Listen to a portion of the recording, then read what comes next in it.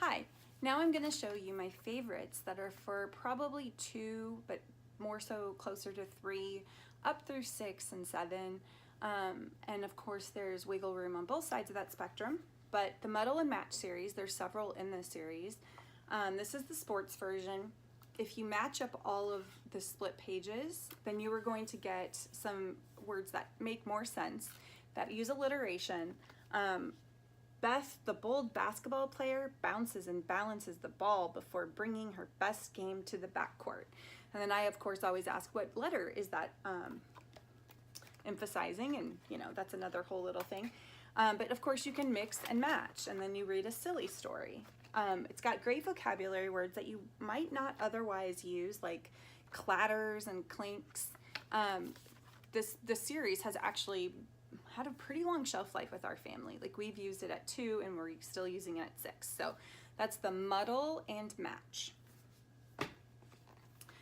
This has been around. There's this one and A Squirrel's Tale. Okay, they have both been around for a really long time. And what they are, and this is why they're a hit, they come with a little animal, and then there's slots on each page, and your kiddo is going to, that's their job, is to go through the pages, follow the dotted line, to go through the slots while you read the story. And it's got a pretty engaging story. This mouse is just looking for some food, and it keeps running into one obstacle after the next. There are a couple flaps to lift, and it's just a really silly way to also teach them about like writing and reading. It goes from left to right. Good fine motor skill development, and overall just silly and fun. There's a mouse about the house, and the other one was A Squirrel's Tale. So we have 2 books. There's What's Below and What's Above. This is the below one. It's a pop under book. There's so many details. I don't know if you can see all that, but as I read the text, Weston likes to find the thing that I'm mentioning. It could be different animals.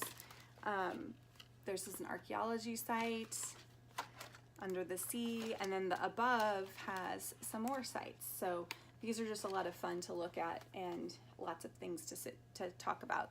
I tend to favor books that are more than just reading from front to end, where it actually is easy to come up with things to expound on. Hands down, top 3 books right here. One is Look Inside Your Body. It's one of the first books that I got from Usborne that made me fall in love. And this is the page that truly sealed the deal for me.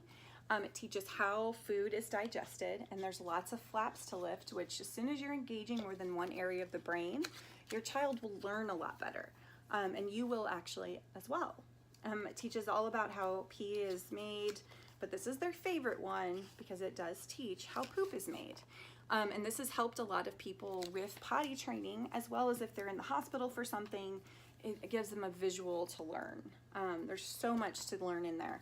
And then for older kids, there is a See Inside Your Body for like 7 and 8 and up, and actually all the way up through adults, because I read it and I still don't know all the answers. So our Shine a Light series is one series that we are known for. It is, you might have seen it at Chick-fil-A for a while. This is one of our brand new ones. It's the dinosaurs. That and Wonders of the World are our 2 new ones, the newest ones as the time of this video. Every page is going to be like it's a nonfiction, but it reads kind of like a story, and then it has a question. Like, one group is a kind of reptile. Can you guess what it is? And then you shine a light behind the page, and it will show this through that page.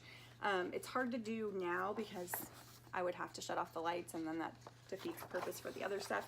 But trust me when I say this, kids go nuts for this. If you pair this with a flashlight, it's a perfect birthday gift.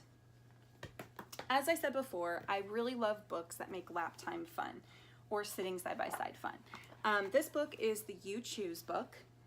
Every page is going to have a big spread, lots of things to talk about, and then you ask them a question and they have to choose. And they take these decisions really seriously.